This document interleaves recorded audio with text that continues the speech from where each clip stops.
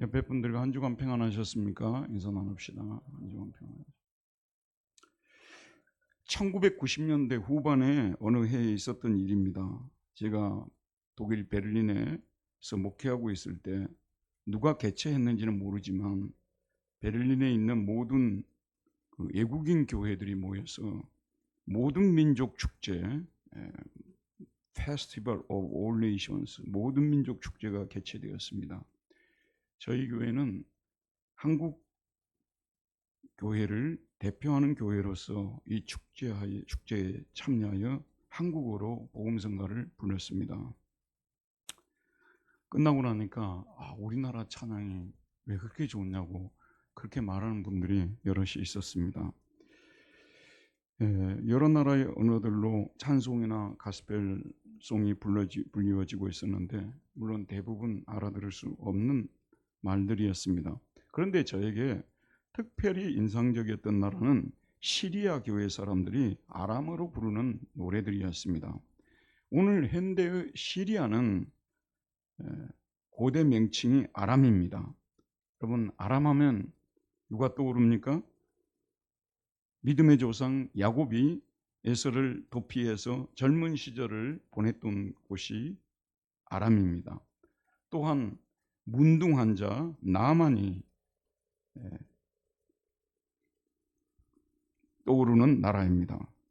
그런데 이 아람어는 예수님 당시 갈릴리 지역에서 사용하던 언어였고 예수님도 이 언어를 사용하셨습니다. 예수님께서 사용하셨던 아빠, 달리타 쿰, 에바다, 아람어입니다. 저는 아람어 노래의 가사가 정말 알고 싶었습니다. 하지만 뜻을 알 수가 없죠. 그래서 밖에 나와서 CD를 구입해가지고 그걸 집에서 여러 번 듣고 알아들으려고 했습니다만 알아들을 수가 없었습니다. 아람어, 예수님께서 사용하시던 그 언어로 정말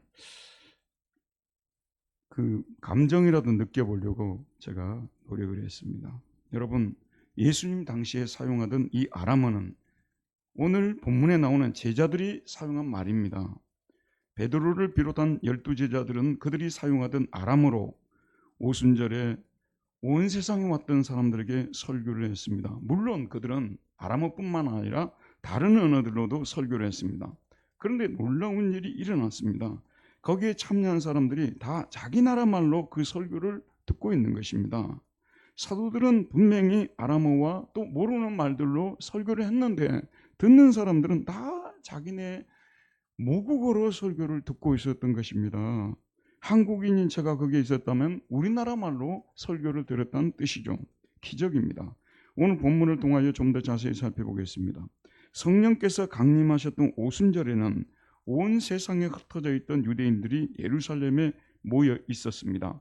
여러분, 이 상황을 이해하기 위해서는요, 이슬람 교도들이 1년에 한 번씩 이슬람 축제를 하지 않습니까? 거기에 수백만이 모여가지고 한 장소를 막 도는 장면 보셨죠? 그런 상황이 벌어진 겁니다. 그때 경건한 유대인들이 하나님을 두려워하는 유대인들입니다. 천하 각국으로부터 와서 하늘 아래 모든 나라로부터입니다. 천하 각국으로부터 와서 예루살렘에 머물러 있었다.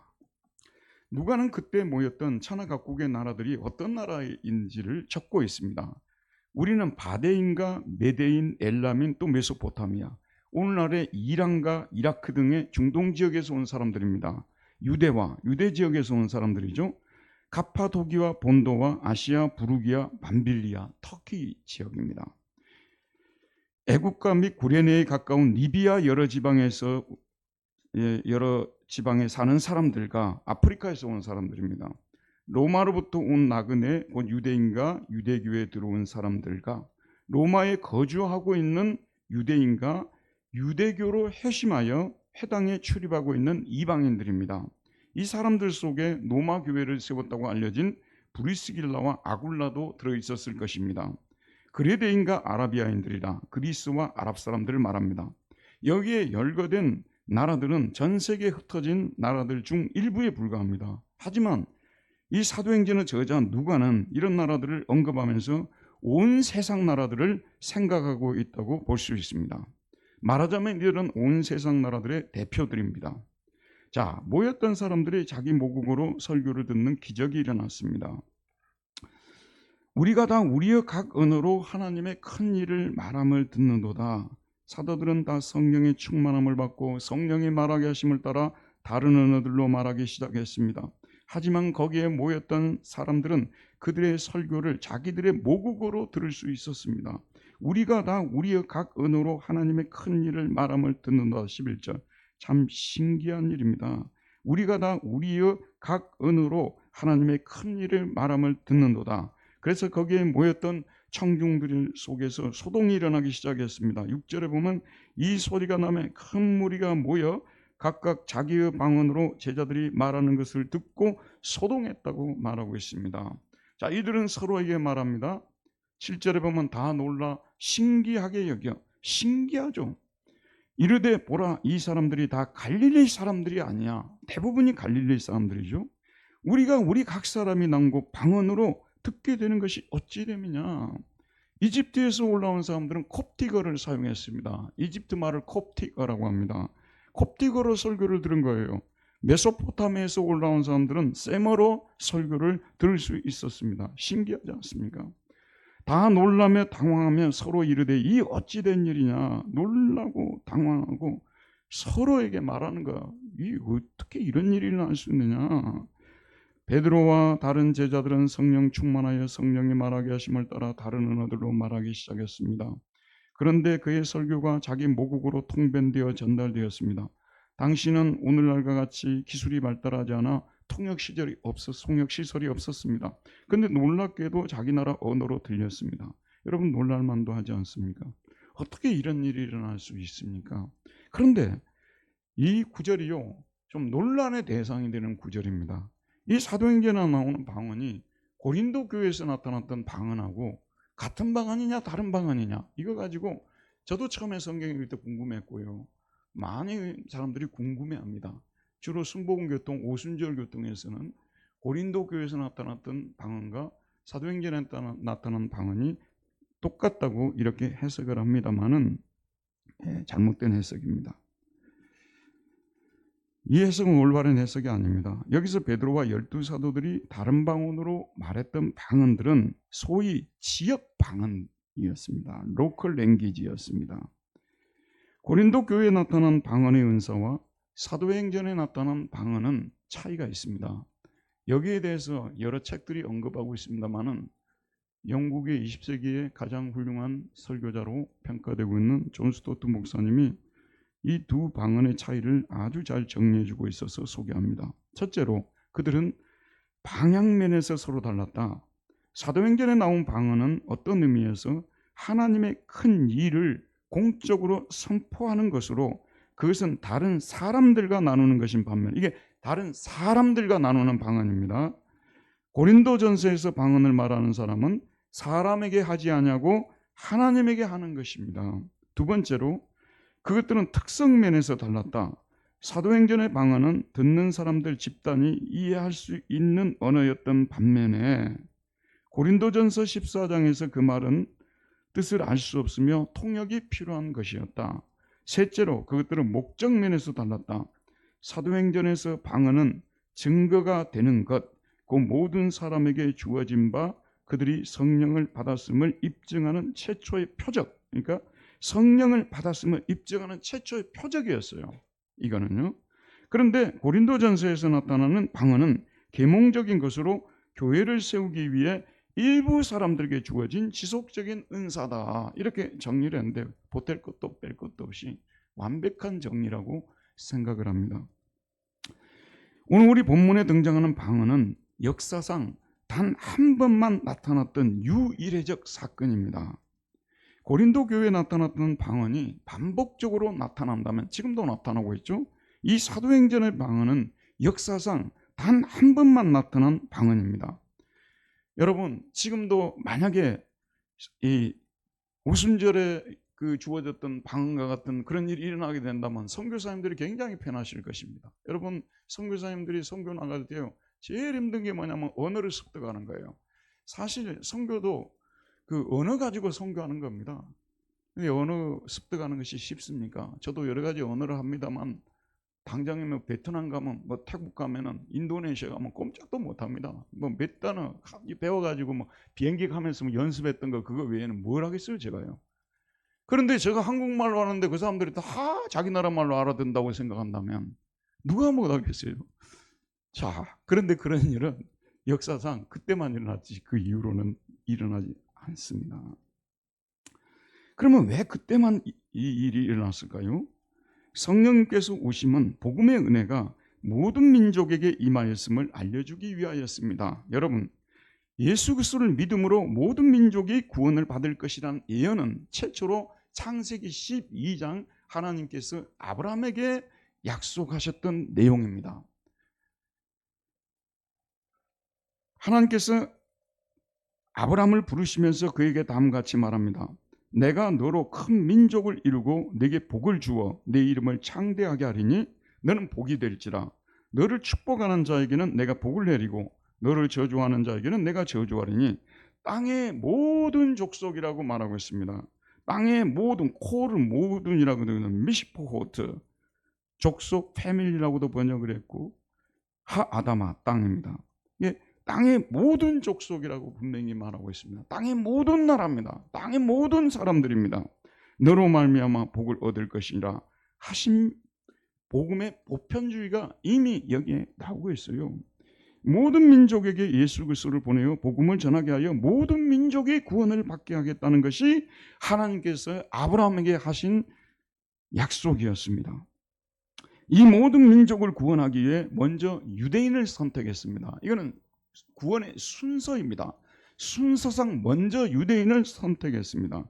유대인들을 먼저 구원한 후에 그들을 제사장 나라로 삼아서 그들이 이방 나라들에게 복음을 전하게 하여 유대인과 이방인들로 이루어진 우주적인 하나님의 나라를 세우려고 유니버설 킹덤을 세우려고 했던 것입니다.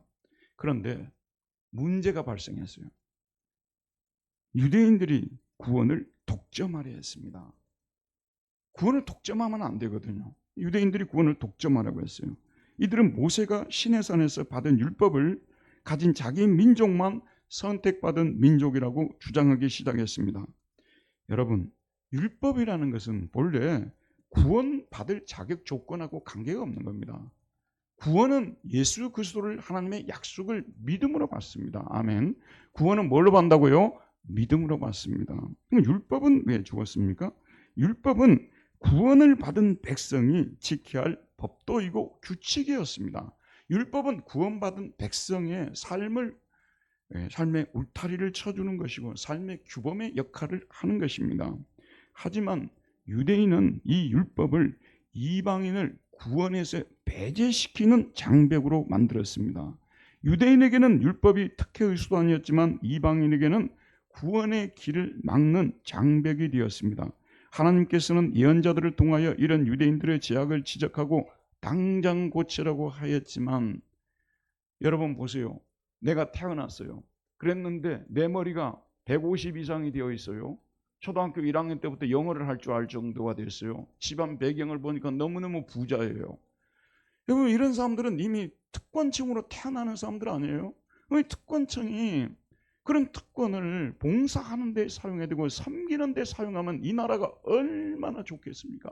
가진 사람들은 그냥 엠만이 가지고요. 그냥 나머지는 어려운 사람들을 다 도와주고 이렇게 하면 얼마나 좋겠습니까? 모든 나라가요. 어려움을 겪는 것은 이 가진 특권층들이 특권 의식을 갖고 또 자기들이 가진 것들을 봉사하는 데 사용하지 않기 때문에 생기는 문제들 아니겠어요? 유대인들이 그랬습니다. 그래서 하나님께서 정말 너희들 이렇게 하면 안 된다. 특권 의식을 내놓으라. 그리고 그렇게 이방인들을 대해서 그런 식으로 대하지 마라. 이렇게 많은 경고를 했습니다만은 경고를 듣지를 않아서 하나님께서 마지막으로 예수 그리스도를 이 땅에 보내셨습니다.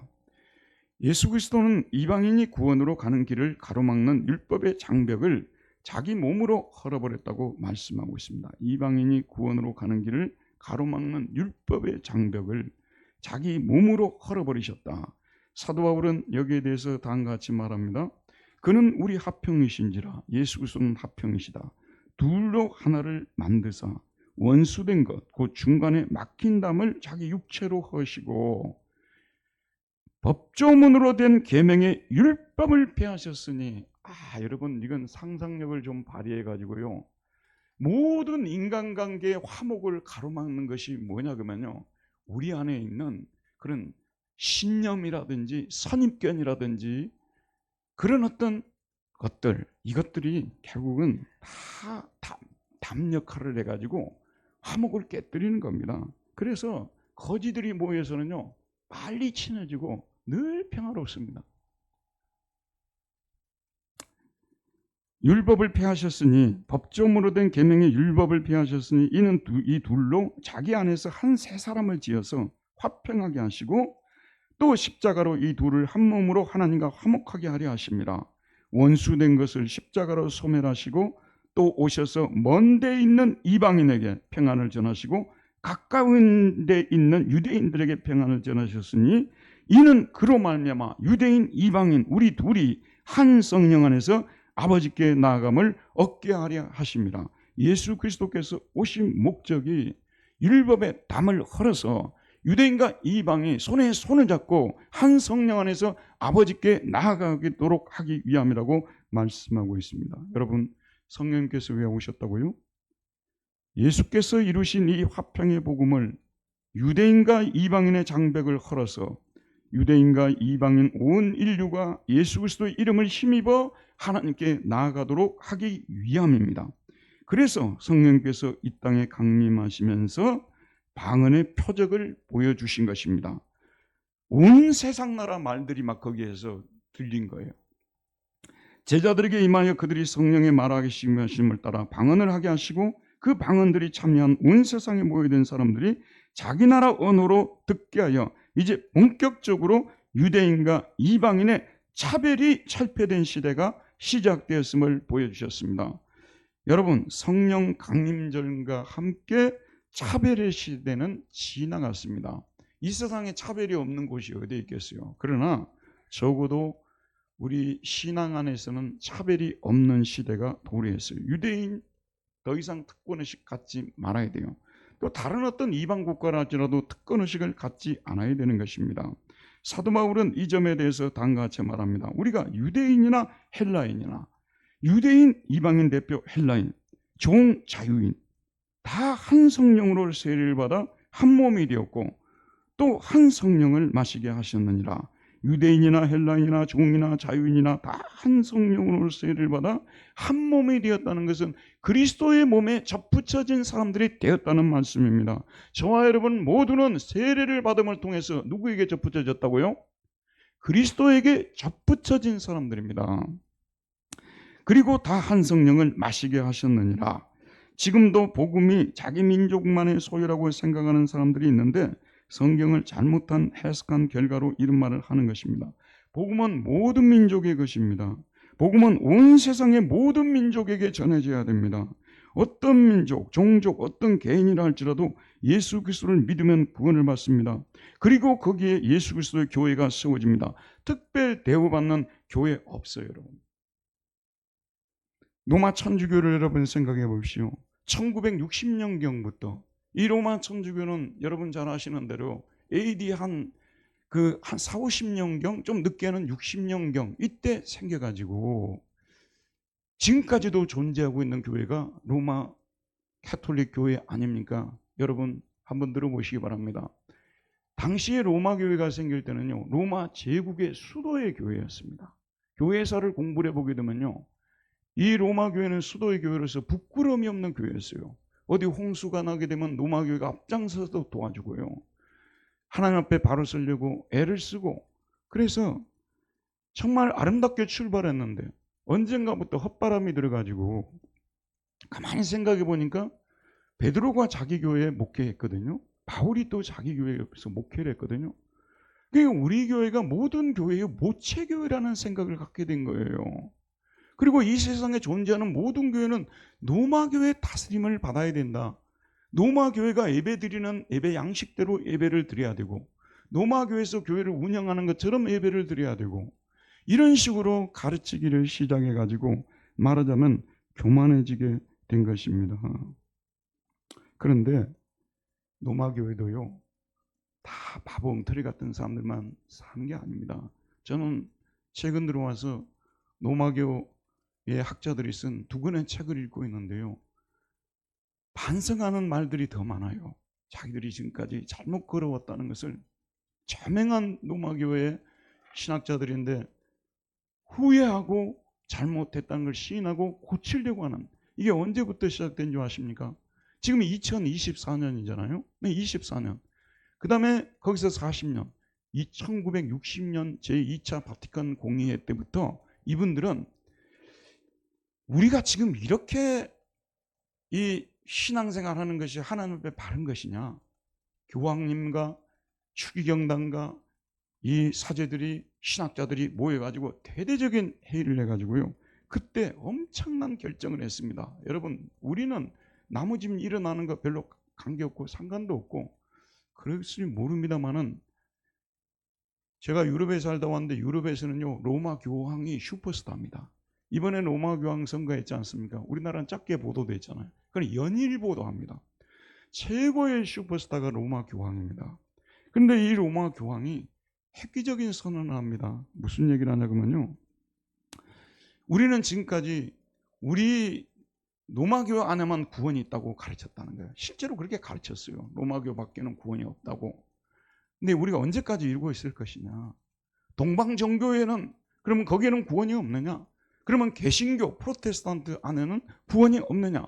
영국 성공회 안에는 구원이 없느냐? 아니다. 그들 속에서도 하나님을 믿고 하나님의 뜻을 실천한 사람이 있다면 그들도 구원받는 사람이라고 선포하자, 엄청난 선언을 한 것입니다. 그전에는 그런 거 상관도 안 했어요. 자기들만 옳고 자기들 안에만 구원이 있다고, 이렇게 적어도 2000년이 넘게, 1900년이 넘게 이렇게 그분들이 믿고 가르쳐 왔던 사람들 아닙니까? 그런데 드디어 문을 열게 됐어요. 심지어는 어디까지 문을 열었냐면 타종교 안에도 구원이 있다.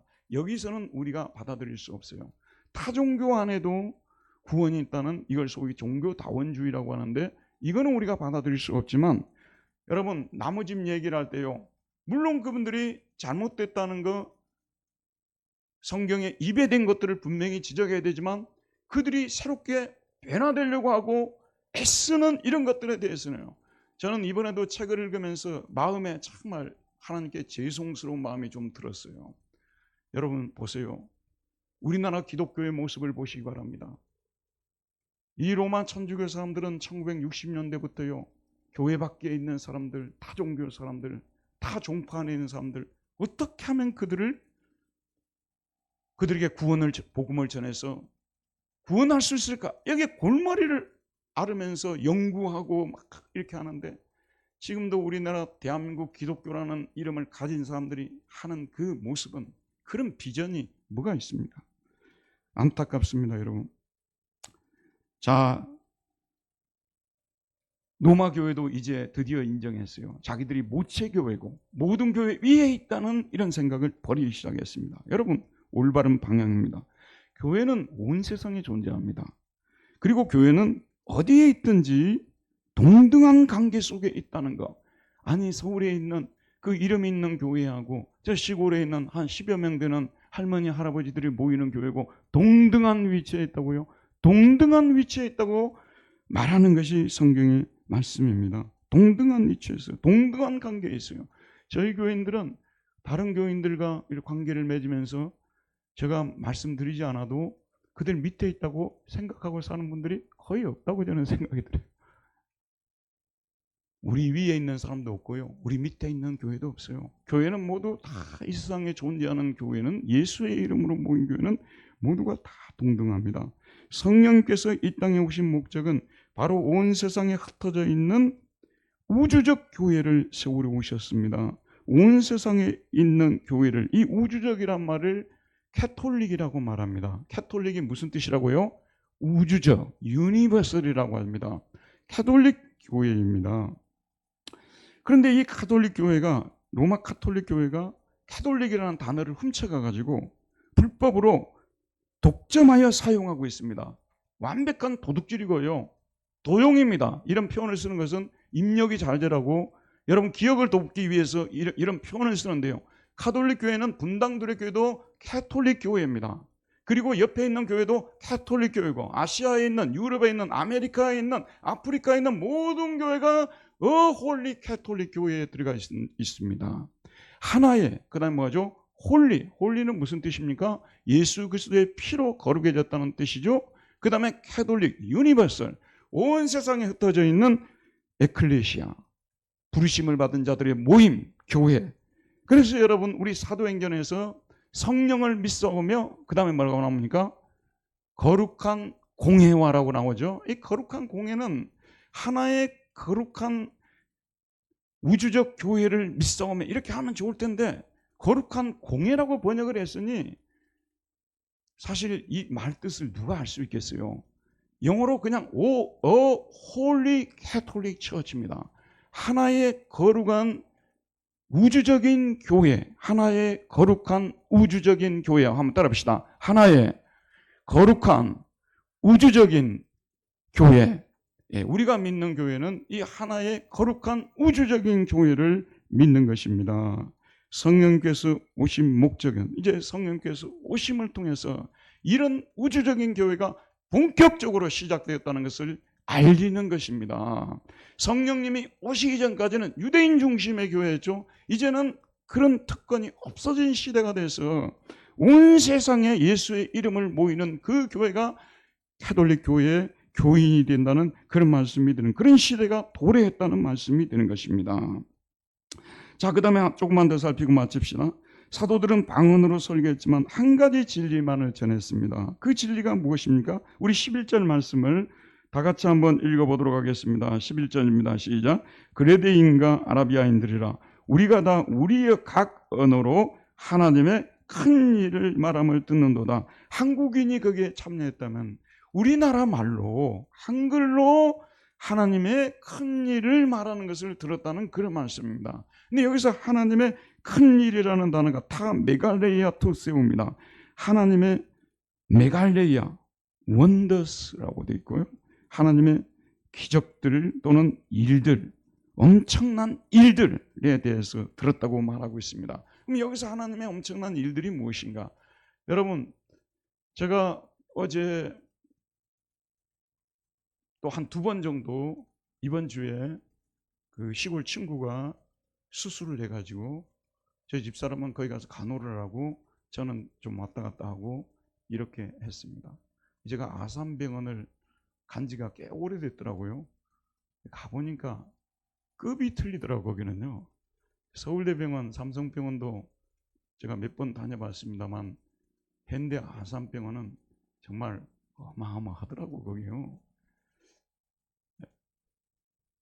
그 정주영 그 회장님이 지금 소천하신 그분이 아산병원도 만드시고 현대 자동차도 만드시고 현대 조선도 만드시고 현대 그룹을 만드신 거 어마어마한 일이잖아요. 큰 일을 하신 건 사실이잖아요. 그러나 우리 하나님께서는 여러분 천지를 창조하셨습니다. 천지를 창조하신 일, 하나님께서 행하신 일들을 구약에서 쭉 이렇게 쓰고 있는데 읽어보시면 하나님께서 큰 일들을 얼마나 많이 하셨는지 인간이 상상할 수 없는 그런 일들을 하셨습니다. 그런데 여기서 하나님이 하신 큰 일들 중에 큰 일이 무엇이냐면요, 죄에 빠진 우리를 예수 그리스도를 통해서 구해 주신 일입니다. 이게 하나님께서 하신 일들 중에서 하이라이트고 가장 큰 일입니다. 여러분, 창조도 하나님의 일입니다. 아멘이죠. 창조도 하나님이고 구속도 하나님의 일입니다. 맞죠, 여러분? 그리고 창조와 구속이 서로 분리되어 있을 수 없습니다. 창조를 통해서 창조의 능력으로 사람을 구속하는 것이고요. 구속받은 백성들은 또 창조의 일을 열심히 하는 사람들이 되는 것이고, 하지만은 우리 하나님이 하신 일의 절정은 죄인을 구원하시는 일이라는 거, 사람을 새로 만드는 일이라는 거, 새 창조를 하는 일이라는 거, 이것을 우리는 알아야 되는 것입니다. 이 하나님의 큰 일을 바로 하나님이 예수 그리스도를 보내서 죄에 빠져 있는 우리를 구원해 주셨습니다. 유대인들뿐만 아니라 이방인인 우리까지도 구원해 주셨습니다. 온 세상에 있는 사람들을 구원해 주셨습니다. 이렇게 베드로와 12제자가 여러 나라 말로 막 얘기를 하는 거예요. 방언으로 얘기를 하는 거죠. 그러면 듣는 사람들은 다 자기 나라 말로 듣게 되는데, 그 일이 하나님이 죄인을 구원하셨다는 이 일을 말하는 것입니다. 여러분, 저와 여러분도요, 우리 주변에 있는 사람들에게 하나님이 어떤 분이냐, 하나님 무슨 일 했어, 이렇게 물어보지 않겠습니까? 그럼 여러분 뭐라고 말씀하실 것입니까? 주변의 분들에게 어떤 일이 하나님이 하신 일 중에 가장 큰 일이라고 말한다면 여러분 뭐라고 말씀드리겠습니까? 내가 이번에 시험에 떨어질 뻔했는데 기도했더니 하나님이 도와주셔서 합격했다는 것이 가장 큰 일이겠습니까? 작은 일입니다. 그 일은요, 작은 일이에요. 하나님을 믿고 나서 나의 삶이 이렇게 변화되었다는 거 큰 일입니까? 작은 일입니다. 어떤 일에 비해서요? 예수 그리스도를 통해서 구원을 받았다는 이 일, 저는 여러분에게 부탁을 드리고 싶은데요, 항상 제가 여러분에게 말씀드립니다마는 인생은 살면 살수록 병원에 갈 때마다 그런 생각이 들어요. 어떻게 이렇게 수많은 사람들이 여기 오셨는지. 다 자기들은 병 안 들 줄 알았을 거예요. 거기에서 왔다 갔다 하시고 뭐 어머니 그리고 뭐 아버지 막 부르면서 이렇게 다니지 않습니다. 그래서 젊었을 때 돈 번 돈 다 나이 들어서 병원에 다 갖다 준다는 이런 말 우리가 다 하지 않습니까?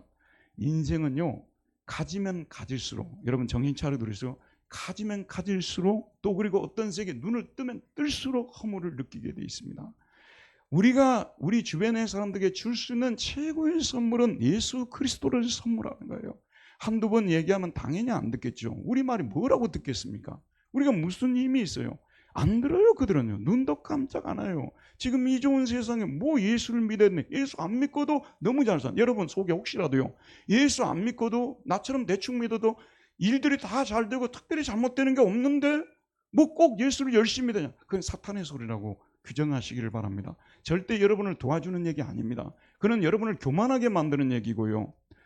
정말 우리가 예수를 믿어 구원을 받는다는 거, 내 주변의 분들이 돈만 많이 벌어놓으면 뭐하냐 그 말이요. 공부 많이 했단 거예요. 지난번 제가 수요 성경 공부에도 말씀드렸어요. 예전에는 대학을 가면요, 사람들 되게 알아줬어요. 왜 알아줬냐 그러면요, 우리가 모르는 지식을 이분은 가지고 있다는 것 때문에 아니 대학에 갔다고 해서 뭐 우리가 알아줄 일이 있어요?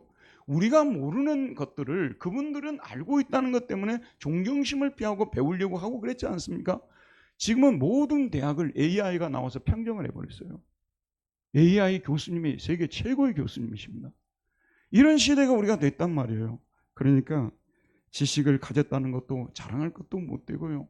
제가 여러분 정말 이제 남는 것은 어떻게 하면 사람들에게 주 예수 그리스도를 전해서 예수 그리스도를 믿게 만들 수 있을까?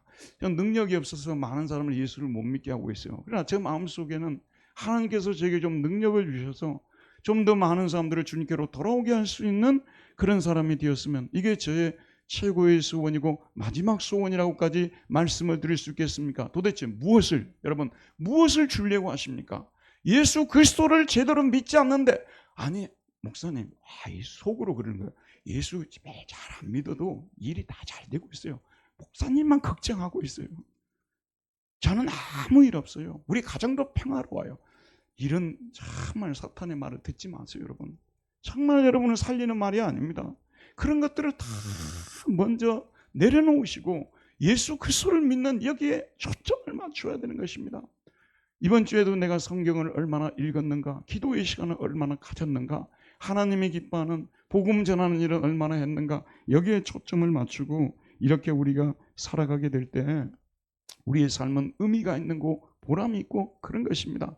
그런데 오늘날 제가 어제도 그 생각했어요. 요즘 현대인들은 정말 간이 커져가지고 웬만히 말하였고는 듣질 않구나. 하나님께서 우리에게요 벌써 사인들을 딱딱 줍니다. 각 사람에게 가정에 딱딱 던져주는데 얼마나 우리는 담대한지요. 예수 믿는 것을 항상 별로 중요하게 여기지 않아요. 담대한 분들, 정말 저도 이 담대한 분들은 감당을 할 수가 없습니다. 여러분 이런 데는 담대하지 마시길 바랍니다. 정말 주 예수를 먼저 받아들이고 예수 그리스도를 전하는 삶이 하나님의 큰 일을 여러분이 믿고 전하는 일입니다. 자, 마지막 한 가지만 보고 마치겠습니다. 12절과 13절을 우리 한번 보도록 합시다. 12절 13절입니다. 시작. 다 놀라며 당황하여 서로 이르되 이 어찌 된 일이냐 하며 또 어떤 이들은 조롱하여 이르되 그들이 새술에 취하였다. 참 저는 새술에 취하였다는 이 말에요, 항상 주목을 하고 묵상을 합니다. 새술에 취하였다. 술을 다 나쁘게만 평가하면 안 됩니다. 여러분, 술 좀 드시는 분들은요, 프랑스의 보르도산 100년 이상 그 묵혀놓은 그 술, 야, 정말 마시고 싶어요. 여러분 모르게요. 보르도산 그 포도주 얼마나 맛있을까요? 상상을 못합니다. 많은 분들이 그런 상상을 가지고 있어요. 그걸 맞으면 너무 이 기분이 좋아질 것이고 건강에도 좋을 것이고 여러 가지 좋은 상상들을 하죠, 여러분. 그런데 성령님이 놀랍게도 성령이라는 단어에 이 술이라는 어원을 가지고 있습니다. 여러분, 성령을 라틴어로 스피리투스 상투스라고 합니다. 상투스는 거룩하다는 뜻이고 스피리투스는 여러분 잘 아시죠? 뭐예요? 정신, 영, 바람, 그런 뜻 아니겠습니까? 그러나 알코올이라는 뜻도 있습니다. 그래서 어떤 그 포도주 파는 데 가면요, 스피리투스 딱 이렇게 써놓은 데도 있어요. 이게 뭐냐면 성령이라는 이 단어의 어원 속에 술이라는 어원이 들어있다는 말입니다. 왜냐하면 성령에 취하는 것과 술에 취하는 것이 너무 유사하기 때문에 그래요. 너무 비슷하다는 그런 말씀입니다. 그런데도 불구하고 이 세상의 술들은 아무리 좋은 술들이라도 우리 건강을 해칩니다. 그래서 술 마시지 말라, 술 마시지 말라 이런 말을 하는 거지. 하지만 성령님은 아무리 많이 마셔도 건강을 해치지 않습니다. 술을 많이 마시면요, 정신이 몽롱해지고 아주 그 정신이 흐리해지고 이렇게 되어집니다. 그런데 성령님을 우리 안에서 오셔서 성령으로 우리가 충만해지게 되면, 성령을 마시게 되면 우리의 정신이 아주 맑아지게 됩니다. 아주 맑아지게 돼요. 그래서 여러분들도 가끔 이런 고민이 있을 때가 있을 거예요. 내 집에 지금 일어난 일들이 너무 복잡해요. 혼란스러워요. 어떻게 내가 이 난국을 헤쳐나갈 수 있는지, 어떤 길을 걸어가야 될지. 예를 들어서 이제 연세들이 좀 드셔가지고 직장을 그만둬야 될 때라면은 이런 때가 온 것이거든요. 이게 앞으로 어떻게 살아야 될지 막 이런 고민들이 올 때 다른 데 가지 마시고요, 교회로 오십시오. 여기에서 한 5분 동안 무릎을 꿇고 기도하시고 말씀을 듣고 성경을 공부하고요, 그리고 기도하는 가운데서 성령으로 내 마음이 채워지게 되면요, 정신이 맑아지게 되고 건전한 판단력이 생겨가지고 내가 지금의 상황에서 어떻게 해야 될지. 많은 분들이 성령 충만을 들어도요, 그 성령 충만하게 되면 막 소리치고 막 이상한 막 히스테리적 현상이 나타나는 그런 걸 생각하는데 아니에요. 성령님이 우리로 충만하게 만들면 우리의 정신이 맑을 대로 맑아져가지고, 정말 제가 항상 경험하고 여러분에게 여러 번 간증한 것이, 어떤 때는 몸이 너무 피곤해요. 너무 몸이 피곤하고 그냥 아무것도 하기 싫고 막 이럴 때가 있어요. 근데 그럴 때 제가 항상 사용하는 방법이 성경책을 들고 모든 책들을 덮고 성경책을 들고 쭉 이렇게 읽어나가게 되면 한 30분만 지나게 되면은 이게 그냥 창조의 영이 저에게로 들어오는 것 같아요. 그래서 막 정신이 딱 나면서 집중을 하게 되고요, 더 공부도 열심히 하게 되고. 저는 이런 체험을 한두 번 한 것이 아닙니다. 성령 충만이 현재 내 삶 속에서 긍정적인 영향을 미치고 정신을 맑게 하고 창조적인 그런 의욕을 생기게 하고, 이런 것들에 대해서 여러분들이 직접 경험해 보셔야 되는 것입니다. 바로 성령님이 이렇게 하시는 분이십니다. 술 취한 분들은 막 소리를 지르고 쓸데없는 얘기를 합니다만은, 성령에 충만한 분들은 소리를 높여도 쓸데있는 얘기만 하고 사람이 살 길만을 이야기해 주게 되는 것입니다. 여러분, 이 세상 술도 마시면 당분간은 기분이 좋지만 나중에는 기분이 안 좋아져요. 하지만 성령님은 처음에는 기분이 안 좋아지는 것 같지만 마시면 마실수록 더욱더 기분이 좋아지고 맑아지고 총명해지고 이렇게 되는 것입니다. 우리 교인들 중에서 나는 누구라고 보지 않았기 때문에 담대히 말할 수 있는데, 저는 소원이 좀 큰 교회 가서 목회했으면 좋겠다는 소원을 가질 때가 있어요. 거기 누가 누군지 모르니까 막 마음대로 이야기할 수 있는데, 여기는 누구 들으라고 이야기한달까 봐서 상당히 제가 이게 작은 교회에서 목회하는 목사님들이 위대한 목사들이에요, 모두요. 작은 교회에서 목회하기가 쉬운 일이 아닙니다. 뭐 다른 어떤 대우 때문에 그러니까 하려고 하는 게 아니라요, 좀 많은 교인들 앞에서 마음껏 좀 얘기하고 싶은 그런 생각을 가질 때가 있습니다. 여러분, 가끔씩 큰 교회 목사님들이 설교하면 설교 잘한다, 저도 거기에 놓아놓으면 그만큼 합니다. 더 잘할 수도 있는데 여러분들이 힘을 안 쓰니까 제가 못 가는 거예요, 거기. 자, 여러분, 이렇게 성령이 충만해지게 되면 정말 복음을 담대하게 증가하는 그런 사람들이 되는 것입니다. 이제 마치겠습니다. 성령님께서 이 땅에 강림하셨다는, 지금의 우리가 살고 있는 시대는 성령이 왕으로서 통치하는, 성령이 지배하는 그런 시대였다는 것. 근데 우리들이 마치면서 말씀을 드릴게요. 교파마다 특징이 있어요. 우리 조선이라는 나라에 처음으로 서양 종교가 들어온 것이 천주교 아닙니까? 개신교가 들어오기 전에 100년 전에 들어왔어요. 근데 여기서는 성부와 성자와 성령 중에 천주님에 대해서 집중적으로 강조했어요. 천주님과 성모 마리아, 이게 천주교예요. 개신교는 거기에 대해서 반기를 들었습니다. 100년 후에 들어온 천주교는, 우리 개신교는 예수 그리스도 독생자 예수 그리스도에 대해서 이야기를 했어요. 우리 장로교는요, 얼마나 성령에 대해서 말을 하지 않았는지. 저도 어렸을 때 신앙생활을 더듬어 보면, 기억해 보면요, 주일날 교회에 빠졌나, 11조나 했나, 주일날 탁구를 쳤냐 안 쳤냐, 주로 이런 율법적인 것들로 계속 설교를 들었어요. 심지어는 성령님에 관한 설교를 거의 들어보지 않았다 해도 말할 정도로, 그 정도로 성령에 대한 설교를 들어본 적이 없어요. 하지만 여러분, 이제부터는요, 기도를 할 때 성부, 성자, 성령, 삼위 하나님 이렇게 이름을 부르십시오. 여러분이 예수님 이름 부르지 않습니까? 또 하나님 이름을 부르지 않습니까? 그처럼 성령님 내 안에 오셔서 거주하고 계시는 줄 믿습니다.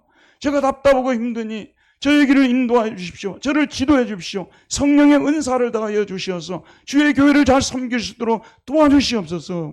저를 성령으로 충만해서 두려움이 없이 생명의 복음을 힘있게 증거하게 주시옵소서. 성령 충만하게 되면요, 두려울 것이 없습니다. 지난 시간에도 제가 말씀을 드렸습니다마는, 어떤 환경에 놓여 있더라도 성령 충만하게 되면 그 속에서 얼마든지 자유할 수 있고요, 그 속에서 얼마든지 행복해 할 수 있고요, 그 속에서 하나님께서 맡겨주신 일을 할 수가 있는데, 성령 충만하기 위해서는 뭘 해야 되겠습니까? 매일매일 성경을 읽어야 됩니다. 교회 공적인 모임에 나와서 말씀을 들어야 됩니다. 성경을 공부해야 됩니다. 기도하는 시간을 가져야 됩니다. 이렇게 될 때 성령으로 우리가 충만해지게 되는 것이거든요. 성령으로 충만해지면 두려울 것이 없습니다. 그래서 사람들은 우리 모습을 보면서 저들이 세술에 취했다 이렇게 비난을 할 정도로 우리의 모습이 전적으로 달라져 있다는 것. 왜 우리는 달라지려고 하지 않습니까? 왜 우리는 이대로 머물려고 합니까? 오늘날 그리스도인의 병이 무엇이냐 그러면요, 현상유의죠. 현상유의. 더 이상 나아가지 않겠다는 겁니다. 더 이상 더 좋아지지도 않으려고 합니다. 그리고 여러분들의 그 자신감은요, 경제력에서 지금 나오는 거예요. 여러분 자신감이 대단한 데서 나오는 것 같습니까? 여러분의 통장에 들어있는 돈, 그리고 여러분이 가지고 있는 소유, 그런 것들이 여러분의 자신감의 근원이 되어 있다는 것을 속이지 마시길 바랍니다. 그게 여러분의 힘이 아니에요. 속지 마세요, 여러분. 우리의 힘은 여호와 살아계신 하나님이신 줄 믿습니다. 우리의 힘은 우리를 붙들고 계신 성령님이신 줄 믿습니다.